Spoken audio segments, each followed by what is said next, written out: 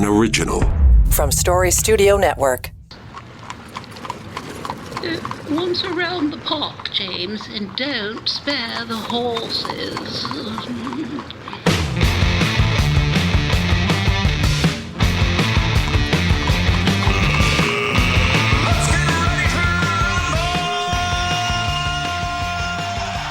All right, here we go. Welcome in. It's On the Ledge, your Ontario Politics podcast. And the crew assembled around the table on this Friday morning as we record, as we are wont to do on Fridays. And just for a note, if you are listening to this in the Now and Next feed, I'm going to drop it in for the next couple of weeks on the Friday because we only do Now and Next Monday to Thursday. Had a busy week there. Yesterday, talked to David Schultz from Hamline University, political science professor, and we talked about the Ukraine anniversary. That is actually today as we record. But also his views on Marjorie Taylor Greene's calling for a divorce in the United States. And I realize it's not your Ontario politics podcast, but in terms of that politics, but you know, when we watch things unfold across this country, Sabrina, and we watch what happened in Alberta, and we watch what happens in Quebec, to some degree here in Ontario even, against the backdrop of the healthcare deal, we have a lot of the provinces more or less standing up on their hind legs, I dare say, autonomously, rather than using the word sovereignty in either Quebec or Alberta. But we're getting this sort of pushback against the central government, more so, I think, than we have in a long time. And part of that is I get a sense that they're flexing their muscles because they seem to assert themselves so well during COVID. A little bit of that around the healthcare file. But we've talked about it before. There's almost this quiet constitutional disruption going on here in Canada. So to point fingers at the Americans and say, well, secession's just the fringe crazies down there in the GOP. Across North America, there's this sort of unsettled sense around central government. And we get a little bit of that even with the healthcare deal, because the provinces are saying, we'll take the money, but yeah, we're not satisfied. That's not enough. And we'll tell you how we're going to spend it. Yeah, I think it's a bit rich. And, Canada kind of has this pattern of looking at the states, when it comes to a lot of aspects and politics, especially, with this kind of self-righteous attitude. Well, it's not as bad, in the States is kind of what us Canadians like to think. But it's interesting that this is all happening against the backdrop of the health agreement. Now, Ontario and Ottawa came to their bilateral agreement this week. But obviously, this deal, this offer that the feds put on the table was nowhere near close to what the premiers had been demanding. But it's not like they were going to say no to money. Like, healthcare systems across the country need this. And so none of the premiers were going to say no to it. I think also it's interesting timing that both sides are kind of playing nice right now. Obviously, there's been a lot of back and forth between the feds and the province. And they kind of like to use each other when it's politically advantageous. So we're right on the cusp of budget season.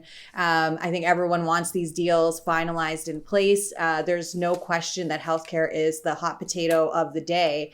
And so I think the faster these deals are finalized, the better. But there's still a lot of questions, in particular because Ontario also tabled Bill 60, which kind of lays out the fine print and leaves so much, to be answered when it comes to this plan to bring in private health clinics to help deal with the backlog and ease the strain on our already burdened hospital system. Yeah, I want to come back to that in a second, but just in terms of that sort of federal-provincial relationship, John, as we look at the way the healthcare file is playing out, it reminds me of the way the childcare plan played out prior to the Ontario election last year. Is this not just posturing for the anticipation of the federal election that we're likely to see in the next 6-8 months? Well, I guess some of it, Dave, is posturing in the fact that if you look at the federal agenda, they've done a number of things that automatically say that they're getting ready for one. So healthcare plan is in place so that there can be praise for the Trudeau government from the provinces. It knocks that out of the way. It's also a case where they can put that as part of their campaign, saying we've got it in the budget, because they will, and they'll do that.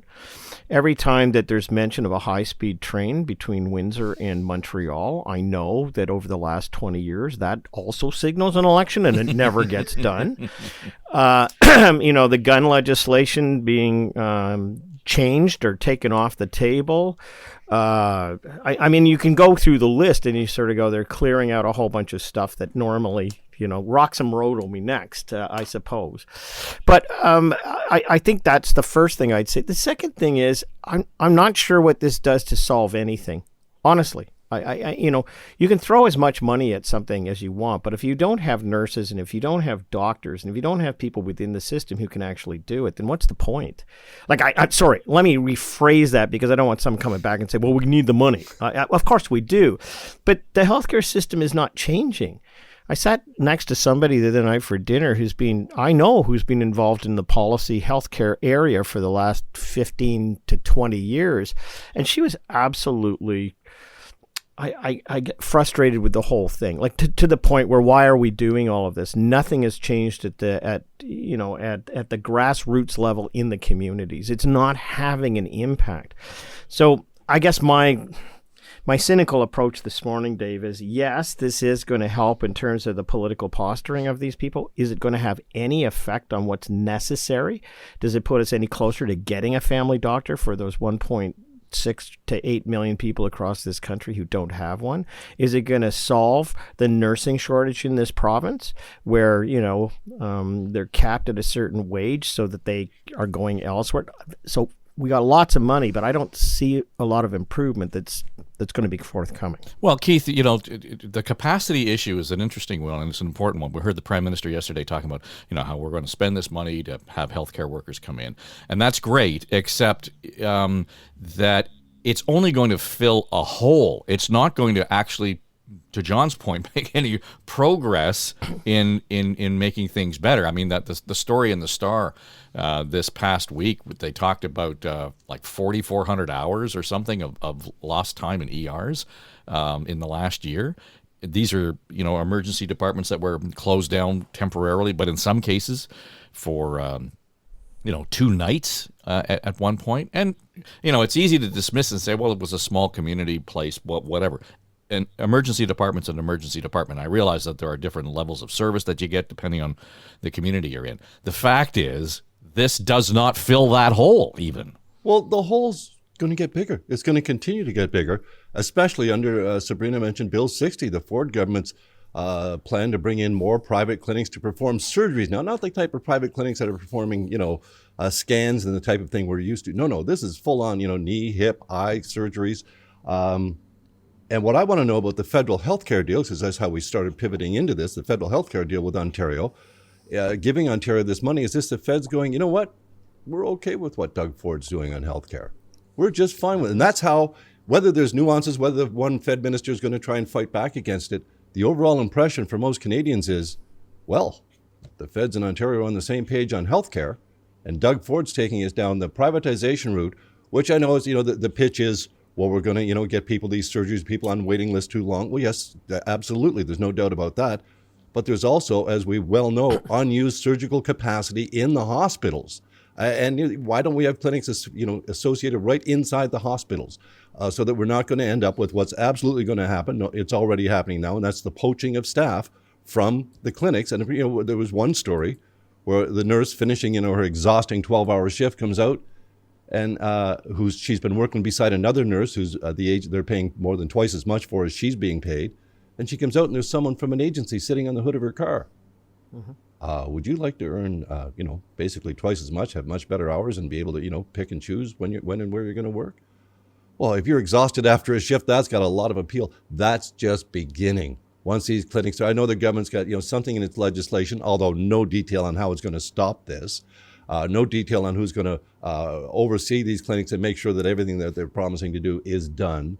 I mean, this is really, really fraught with huge, huge risks to our public health system. That's at the bottom line of it. And this deal with the federal government seems to be saying, well, the Trudeau Liberals as we line up for an election, are just absolutely fine with what Doug Ford and the Progressive Conservative government is doing in Ontario, at least when it comes to the healthcare file. And that scares the heck out of me because you talked about the hole. The hole is staffing. We don't have enough nurses. And what are we seeing? We're seeing the president of the University Health Network saying, this is not the way to go. We're going to, it's not going to help us. This privatization scheme, the nurses, just take some of the healthcare money and give the nurses the raises they should have had in the last 3 years. See if they calm down a little bit and just feel a little bit more appreciated and get back to the, incredibly difficult work they're doing alongside, as I say, agency nurses that are making way more, and the hospitals are paying way, way more. The nursing homes now in Ontario, long-term care homes, are paying for agency nurses at more than double the rate. Same with PSW. It's all going to the agency. Why do we need to have profit takers in this system when we have capacity and the need for staff in the system itself? I know, if we had if the hospitals were running at full capacity, long-term care homes had all the staff we needed, let's get some private clinics in here because we still have backlogs. But we have the capacity to at least address some of the backlogs. Maybe not wipe them out, but we could certainly address them within the system. And I firmly believe in that argument. And I think the feds are signaling here that, go ahead, Doug Ford, try your innovation. Sabrina, when we start to talk about this and head down that path, it's easy to deal with the immediate frustration where people are saying, "I don't want to wait. I've waited too long," and I think that's an important part of this conversation. We can't have 200,000, whatever the number is, procedures that have been delayed. On the other hand, and I may have misunderstood this, and you can clarify it for me. But if we're going to go to the clinic to have my knee taken care of, or the cataracts, or whatever it might be, and I'm paying with my OHIP card, I'm paying the clinic rate. I'm not paying the rate that the hospital would pay, which would typically be less than the clinic rate. Is that right? Yeah, that's right. And I think, there's so many questions around this, to Keith's point, because the rollout of it was essentially the Ford government shooting themselves in the foot. And this is not the first time that this has happened. I mean, they teased this weeks ago. We knew this was coming. And it's kind of like we see the legislation and there are all these holes. The health minister can't even answer who the regulator is, who's going to be doing these inspections. Why has she still got a job? I mean, for God's sake. She's really got to work on her bedside manner, but Ford trusts her, and I think that to do as she's told. Right. Yeah. And I don't think she's going anywhere anytime soon. I think that would be a big admission that they've kind of fumbled the file here. So I don't think she can be swapped out of this role. But to have her present this bill that we all knew was coming with so many holes in it, I think just raises so many questions, and it leaves room for the opposition and healthcare critics. Nurses are out rallying this week all over the province. It leaves room for them to say this is the beginning of the end of Medicare. It's going to create a two-tier health system. And those concerns are legitimate just because the details have yet to be hammered out in regulation. And so, of course, we'll be paying very close attention to that. But I think that, having a more solid plan, because I think people are open to the idea of bringing in private clinics to help carry this burden, because obviously something needs to be done. But right now, for the Ford government to just say, just trust us, there's not going to be upselling. There's not going to be, poaching of staff from the public system with all these kind of vague and loose oversight mechanisms, I think was a major fail. One thing is that the patient ombudsman will be handling patient complaints for these new clinics. And the patient ombudsman is not like the provincial ombudsman, an independent officer of the legislature. They're actually an employee under the Minister of Health. And so that raises a lot of questions too. I think that, something needs to be done. But again, the rollout of this was just a fumble on the Ford government's part. So, John, strategically, we've got the NDP, new leader in the legislature. I think competent and she has acquitted herself quite well over the last few years. Here she is pounding away on the stag and doe and the wedding invitations, as opposed to having somebody, a pit bull in her caucus, on the health minister's front step day in, day out, just demanding that we get the answers that Sabrina and Keith are pointing to. I don't get it. I just think that they have completely misread the room trying to get the integrity commissioner to deal again with the stag and doe, as opposed to this is the issue in front of us right now. It's our health care, and it's going to cost us, if nothing else, way more money than we have ever put into health care. Already, what is it, 40% of the budget? I mean, where is it going to go? Well, there's a lot to unpack there. Where's Peter Kormos when you need him? Yeah. But the point is, you raise a series of points. Number one is that they've got a new leader, so the new leader is going to be in the front seat, and it's not going to be somebody else taking most of the limelight. And that may happen, but not right now, because she's been in the legislature, all of 2 days, 2 sessions. Okay, number one. Number two, the stag and doe is front and center. It's something that everybody can relate to. It's now, but healthcare will be around for a while. We know that. It may not be available, but it'll be around. It'll always be an issue, and we've got even the budget coming up, so there'll be lots of time to take a shot at that. Thirdly, and I'd like to make a broad comment, and that is that, the integrity commissioners, the ethics commissioners, and the ombudsmen, what the hell are they for anymore? I mean, honestly, what are they for? There's nothing independent about this. I mean, they go out. I mean, when was the last time anybody was really convicted of anything in that sphere ever? Except the prime minister, who, when he was in the middle of a campaign, said, well, you know what, I just don't see it that way, and kept moving on. These are incredible positions of nothing burger. You go in there and you basically say, look, this is what I did, with omitting a whole bunch of other things. There's no inquiry about anything. And then you walk out of the room and they kind of go, yeah, that sounds reasonable to me. There you go. So there should be an integrity commissioner for the integrity commissioner. So I don't think that, what the integrity commissioner has become is simply symbolic for the opposition to say somebody's doing something about it who's got integrity, when in fact they have no power, therefore they have no integrity whatsoever. There's nothing there. So, there's a lot that you said to unpack there, but I just think that the healthcare debate's going to be around for a while. And they're going to get another kick at it, especially when the budget comes up, because they'll put that in the front window. And hopefully by that time to, the opposition leader, that she'll have one or two of her portfolio pit dogs, pit bulls who can go off and do whatever they want to do. I always remember George Smitherman referred to himself as McGuinty's attack poodle. And Hardly. when they were in opposition, not when he became government, but when he was in opposition, and he absolutely was. The guy that's just out there in your face, spitting venom and just being the dick about whatever file you're doing. And that's what, I get your point on that, Dave, absolutely. But I think, to John's point, that the stag, I think it was just a stag. Did we find that out? It was actually, there wasn't any does at the stag. That's anyway, Mitzi Hunter's theory. It was is it okay? Bucks only. I heard that somewhere, that a hunter says it was just stags, no does. That, of course, the real issue there is the green belt. Developer influence and the appearance of all that. I don't think anybody was expects that there was the exchange of cash envelopes at the wedding, or this sort of Godfather type scenario that we've seen depicted in some of the editorial cartoons. But it's the appearance of the conflict, and this government just simply refuses to accept the concept that there is even the appearance of a conflict here. These are lifelong pals. We've been in politics so long. I know all these. Well, of course, if you're in local politics anywhere in this province, you know a few developers, and they're going to eventually become friends because they're out, paying for some dinners and getting people out and involved in a lot. It's just the way the world works. But when it's not his daughter who's being checked out here. It's his association with developers and other people getting government appointments, people that could be are influential to the government. This is what's wrong. And they just refuse to even accept the concept. And of course, they're just attacking the media and attacking the opposition parties for saying, you're going after the Premier's family. Absolutely not. We're going after the Premier and his associations at a family event. But no one is raising his daughter's name. No one is asking anything about it. You're asking, his daughter to cough up the wedding list, invitation list. I don't know. There needs to be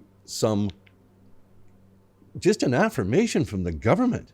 As you said, the investigations are going nowhere. So how about just some acknowledgement from you that, yes, the appearance of this, we should have perhaps maybe Chinese walled some this to some degree, maybe not had, the appearance of this is just an acknowledgement from them. But we're not going to get that. We're just going to get attack mode back, that everyone else is wrong and this government is correct. And they feel somehow this is going to get the public on their side because the media and the opposition are going after the Premier's family. It needs to be made very, very clear they are not going after the Premier's family. And I don't think anyone, in reality accepts that they are. The appearance of this just adds to the whole sniff of impropriety around well-connected conservatives and developers buying up lands just before they were freed up from the Greenbelt, which was the largest broken promise this Premier has made. And very specifically after getting caught on video. And I think that needs to be brought home all the time, that there was that video of him promising developers, I'll be opening up some of the Greenbelt for you, which forced him to deny before he got elected. No, I will not, I will not, I will not. How many times? 13, 14 times he was recorded, I will not touch the Greenbelt. And then boom, here we are. So the whole smell test for this just never did pass. And they have to acknowledge, they have to admit that the appearance, I'm not saying anything wrong was done, but you need to admit the appearance is horrible here. We've been dancing around this for the last, at least since the election. And if by now there has been nothing, Sabrina, that we can point to and say, this is on fire. This is not smoke that's being created out of the Toronto Star Queen's Park Bureau.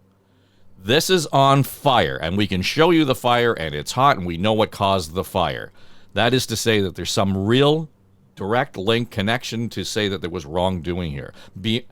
We're past the era. I mean, I say this, sort of woefully. We're beyond the era of the times when, that level of integrity or that level of that sense of commitment and accountability existed. We as a public are willing to put up with it. We have said, yeah, what's the big deal, right?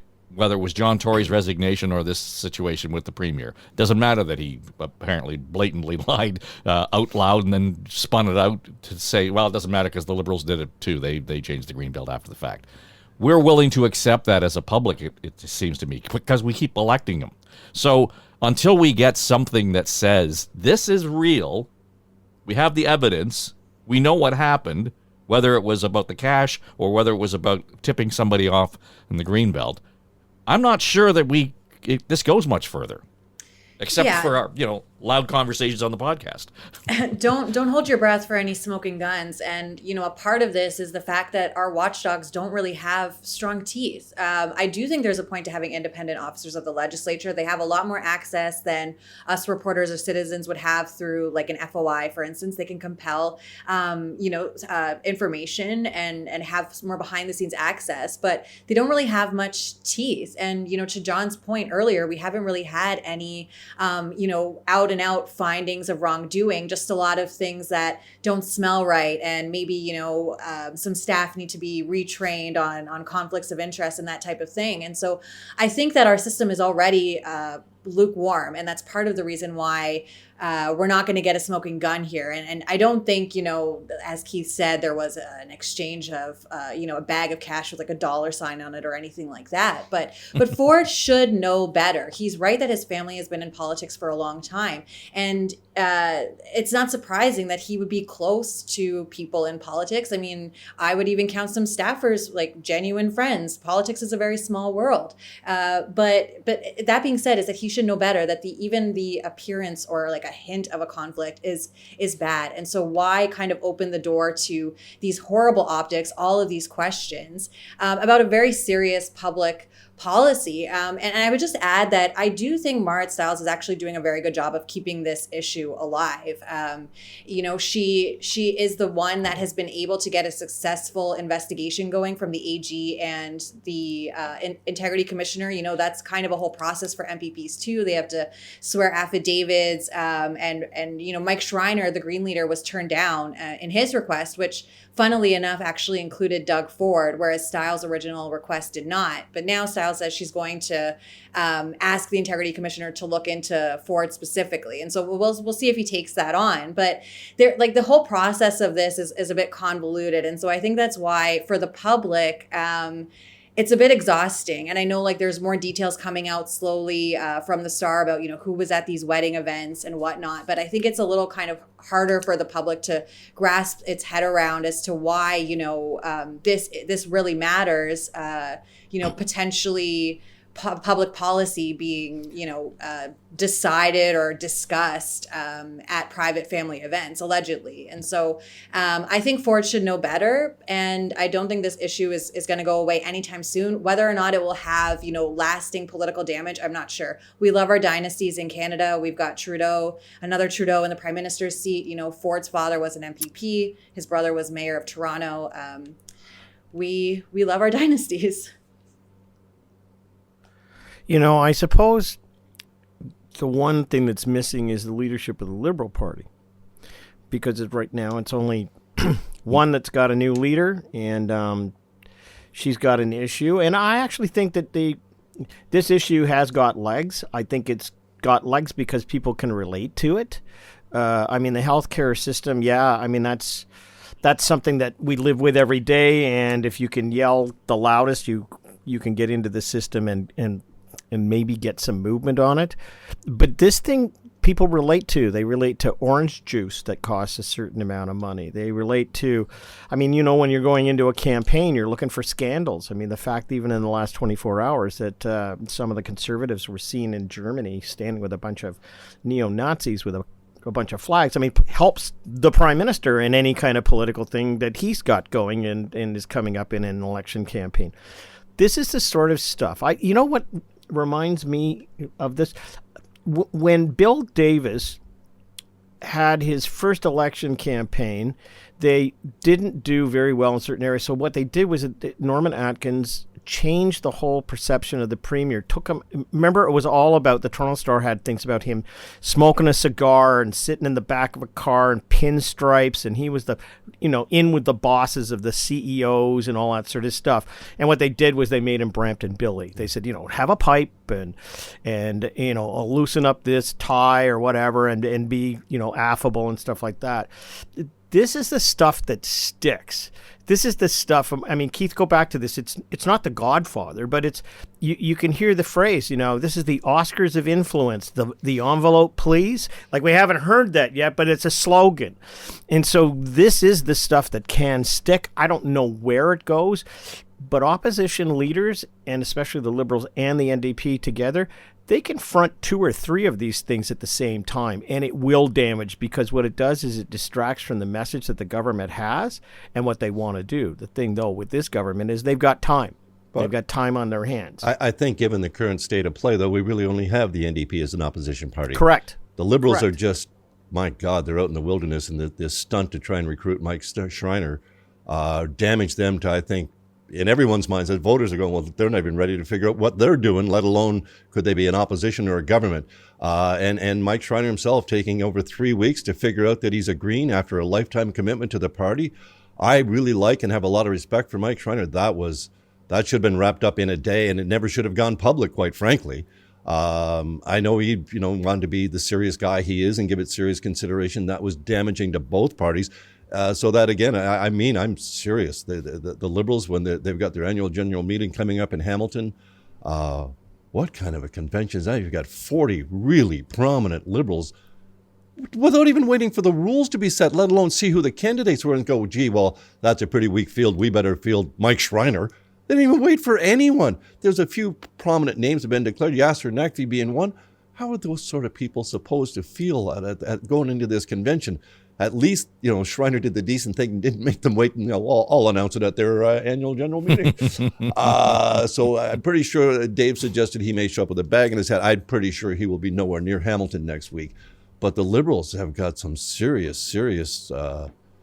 soul searching or organizing or something to figure out here. And boy, that they've got a big problem to overcome, a real shoot yourself in both feet situation. And as I say, and then Schreiner turned around, borrowed the pistol, and hit himself in one. So, well, doesn't it speak volumes that John Fraser has sat in the leader's chair for the Liberals longer than Stephen Del Duca did? Seriously.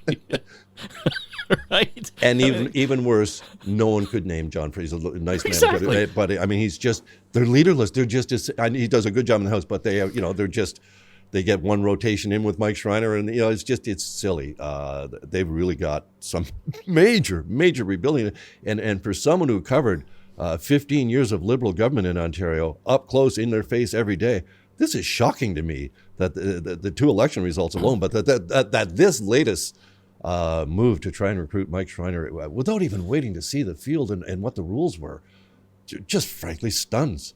But even at that, Sabrina, when we talk about the mechanism of the leadership convention, I mean, let's face it, we've talked a lot about this over the last few years. This is a fundraising function more than anything, and this is a party that desperately needs that stability and resilience as far as the cash is concerned. Who in their right mind is going to be investing in that brand when, as Keith puts it, they don't know whether they're punched or bored? Yeah, I don't know who's paying money to like rub shoulders with the third place leaderless party right now. But if you talk to liberals, I mean, I think that they are not as damaged as the Greens did and what Schreiner kind of did to himself there. I mean, he's constantly praised for putting, principles and policy above politics. And I think this, what happened here, taking so long to, say I'm a Green for life, really did some damage to his reputation. But is anyone going to remember this in 2026? I'm not sure. I think, for the Liberals, this will actually be the convention in Hamilton next weekend will actually be like the most consequential meeting that they've had in a while, because they're going to be deciding whether it's going to be the leadership contest will be a delegated system or one member, one vote. Now, the Ontario Liberals are like the only party in Canada, the only major party in Canada that still uses this antiquated delegated convention system, which is, more entertaining, but it's a lot less democratic. And so I think that in 2020, when Stephen Del Duca came in as leader, no one was really surprised. It was a bit of a anticlimactic event, but this leadership, especially if it is one member, one vote, it kind of evens out the playing field. And we are seeing some people come forward, Yasser Naqvi, Nate Erskine-Smith, Ted Hsu, Mitzi Hunter, who's also considering a bid for Toronto mayor. There's a lot of people potentially. She could do both. She could technically run for both and or lose one and run for the other. Bonnie Crombie is a name I still keep hearing, and especially now that there's buzz about amalgamation in Peel, she might kind of jump over to the Liberal Party leadership there. But I think that for the Liberals, this is a major soul searching moment, and this is a big sign from Ontario because they've done so poorly in the last two elections, and so I think right now they really need some fresh blood and some fresh ideas to actually be competitive the next time around. I guess the only thing I'd say, I mean, I've said this to my kids and a number of times, and they're wonderful and they're doing really well in school and they've got their careers ahead of them out of university and all that stuff. But I've told them anger has changed the world more than love. Mm-hmm. I'm sorry, folks, but you're in the opposition and you can't claim that you don't have, you can claim you don't have enough money. Like, okay, so what? I mean, the reality is that there's lots of people in your party who could be volunteering to do things and who could be helping out, but there's no anger. There's no fire in the belly from the Liberals. There's nothing. I mean, that's where you get a full page in the in the newspaper made up of the old guard, some of which haven't been heard of since the first Trudeau regime. I mean, it's a ridiculous commentary on the once mighty Liberals who, were run into the ground by a campaign that basically then went to Ottawa to merge with the NDP with their agreement. I mean, that was a strategy we all saw here. But the reality is there's lots to be angry about today. There are people who can't get homes. There's young people who can't even begin to imagine that they're going to have a home. There are older people who are not going to be looked after by a PSW because there aren't anybody. There's people without doctors. There's so much. You can hear it in my voice, and I'm not running for office. And all they have to do is channel some of that and have somebody stand up. And you're right, John Fraser's not the guy. John Fraser's your best friend next door who comes out and gives you a beer and sits down and talks about the world. They need someone to stick up for Ontarians. And there's just so much that is there, but there's no there for them. And I don't know whether or not there's anybody in that party who's got the ability to do it. But sure as hell, if I were there and I was sitting in the Liberal ranks or in the NDP or, in the opposition ranks, there'd be a lot for me to rant about every single day in a house where you're elected to do so.